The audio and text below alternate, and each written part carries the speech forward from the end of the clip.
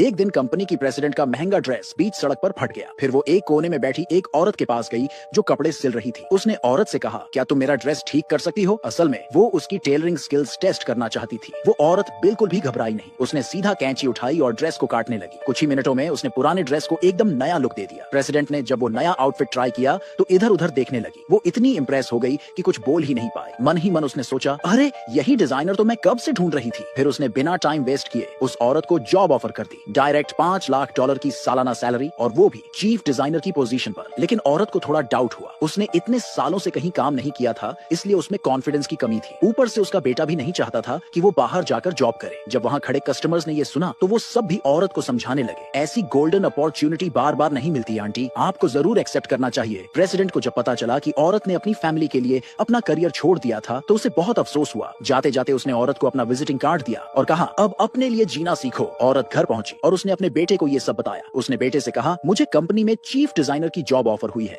और वो भी $5 लाख की सालाना सैलरी पर। लेकिन उसका बेटा तो सीधा शक करने लगा। उसने माँ को पागल तक बोल दिया और कहा, इस उम्र में कौन सी कंपनी तुम्हें इतनी बड़ी जॉब देगी और इतनी हाई सैलरी? हद कर रही हो माँ। जब बेटे ने बात नहीं मानी तो औरत ने सीधा प्रेसिडेंट का कार्ड निकाल लिया। लेकिन फिर भी बेटा नहीं माना। उसने गुस्से में आकर अपनी माँ को एक कमरे में बंद कर दिया और अपनी बीवी से कहा, जब तक मैं ट्रिप से वापस ना आऊं इसे बस सूखा ब्रेड देना, भूखी रहे तो भी चलेगा लेकिन मरे नहीं। बेटे के जाने के बाद औरत ने